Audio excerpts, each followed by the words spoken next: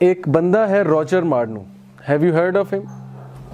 Roger Marnu is an ex freemason और उसका interview पड़ा हुआ है यूट्यूब पे. You can watch it. Trip to supernatural, एक 3 आवर डॉक्यूमेंट्री है और ये उसका इंटरव्यू हो रहा है. अब वो गप मार रहा है या वो कॉन्स्पिरेसी थ्योरी है, जैसे हमारे लिबरल्स कहते हैं इट्स ऑल कॉन्स्पिरेसी थ्योरी. असल में जो बात उनके खिलाफ जाए ना उसे वो कॉन्स्पिरेसी थ्योरी कहते हैं. The thing is this. लेकिन हम इस चीज़ को कॉन्स्पिरेसी थ्योरी इसलिए नहीं कहते, इसका प्रूफ कुरान से हमें मिल रहा है. वाक़या सुनाता है. वाक़या क्या है वो मैं आपके साथ शेयर करता हूँ. असल में वो नेवी में, माशाल्लाह आप नेवी से हैं, वो नेवी में किसी पोस्ट पे था, कमांडर था या पता नहीं क्या था. बहरहाल he was in the navy और वर्ल्ड वॉर 2 हो रही थी. वर्ल्ड वॉर 2 जब जीत कर आए, अमेरिका में था वो, तो उसके बॉस ने उसे बुलाया और उसके बॉस ने कहा कि I am happy with you और we are going to this gathering tonight. I will like to invite you to this gathering. उसने कहा कि उस गैदरिंग में क्या होगा? तो उसने कहा कि Roger will you like to meet your dead parents. तो उसने कहा कि मैंने बात मजाक में उड़ा दी. मैंने कहा कि what are you talking about, ये साइंस का दौर है, इस तरह की बातें हमें अच्छी नहीं लगती. उन्होंने कहा नो सीरियसली, मैं तुम्हें तुम्हारे डेड पेरेंट्स से मिलवाऊंगा. तो उसने कहा कि मैं थोड़ा सा डर गया कि ये क्रीपी बातें हो रही हैं, इसका दिमाग तो नहीं ख़राब हो गया मेरे बॉस का. उसने कहा कि what happened, have you chickened out, तुम चिकन बन गए हो, तुम जो है वो डर रहे हो. तो उसने कहा कि बस उसने ये कहना था, मुझे जोश आ गया. मैंने कहा कि नहीं ठीक है, I will come to this gathering. कहता शाम हुई, मैं उस गैदरिंग में गया. वहाँ पे टॉप पॉलिटिशियंस थे, हॉलीवुड के एक्टर्स थे, सिंगर्स थे, पॉलिसी मेकर्स वहाँ पे थे.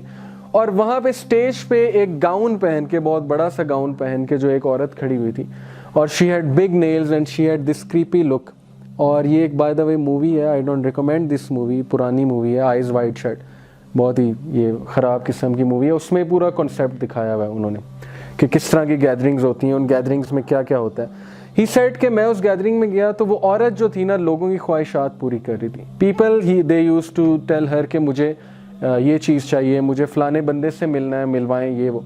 कहते हैं मेरे सामने एक फ़ीमेल आई और उसने उसे कहा कि I will like to meet my dead friend, मुझे अपने मरे हुए दोस्त से जो है मिलना है क्योंकि उसका एक्सीडेंट हो गया था. I couldn't say goodbye, I will like to have a nice conversation, maybe say goodbye वगैरह वगैरह वगैरह.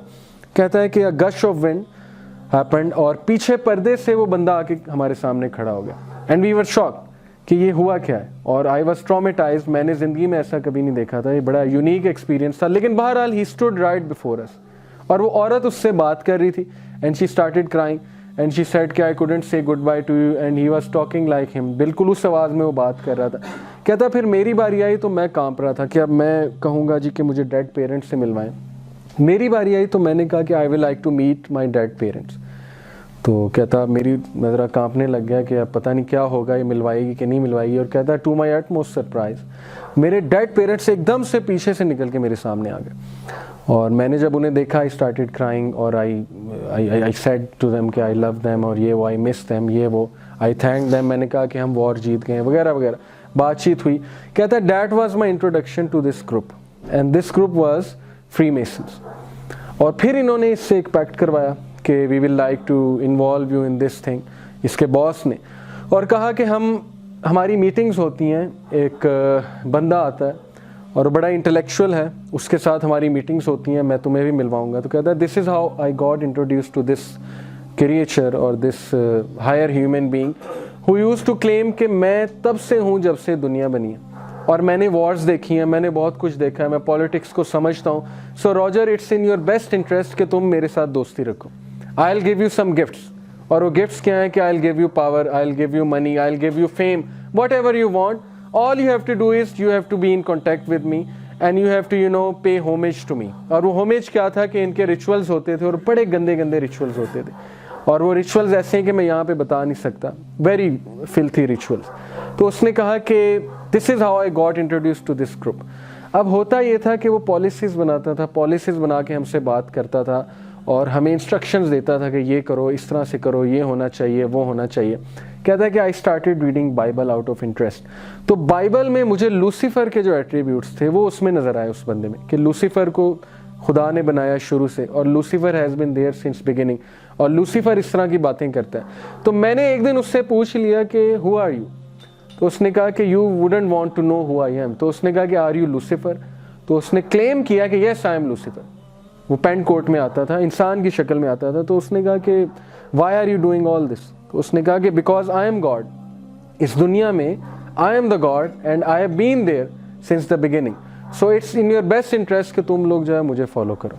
और उसने कहा कि फिर मैंने उससे कुछ कन्वर्सेशन की। अब ये कन्वर्सेशन गप है, वी डोंट नो, लेकिन उसका इंटरव्यू मौजूद है, आप देख सकते हैं ट्रिप टू सुपरनैचुरल में। But let me tell you what he told. उसने ये कहा कि मैंने उससे कन्वर्सेशन की और उसने मुझे बताया, पूरी हिस्ट्री बताई। उसने मुझे कहा कि डू यू नो कि Christians and Hindus and all these religions they pay homage to मी।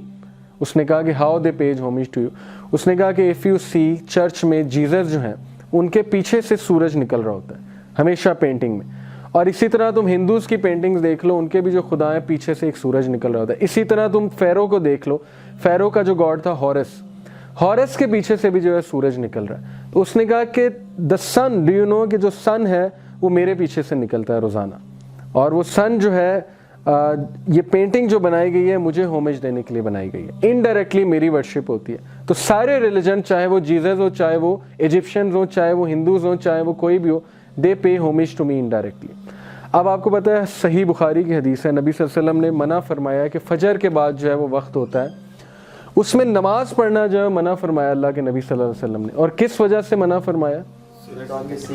क्योंकि उस दौरान शैतान के सींग्स के दरमियान में से सूरज जो है वो निकल रहा होता है। अब ये एक ऐसी बात है कि इसको ऑब्वियसली साइंस रिजेक्ट कर देगी, लेकिन प्रॉफिट सल्लल्लाहु अलैहि वसल्लम ने बताई है, और यही चीज़ वो रॉजर मार्नू को बता रहा है। वेरी इंटरेस्टिंग थिंग, आप डॉक्यूमेंट्री में सुन सकते हैं कि ये मुझे होमेज पे कर रहे हैं इस पेंटिंग के थ्रू, क्योंकि ये मेरे साथ होता है। आई एम द वन जिसके पीछे से जो है वो इस तरह से सूरज निकल रहा होता है।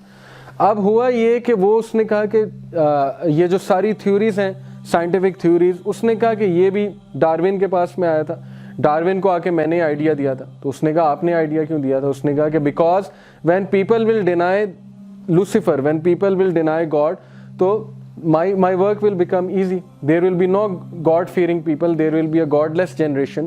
So यही तो, this is what I want, this is what I want to achieve. इसी तरह उसने 2-3 सोशोलॉजिस्ट का नाम लिया और उसने कहा कि I have deceived more than 70 saints like this.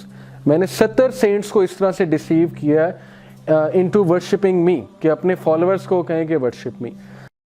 दीन की बात फैलाना सदक़े जारिया है।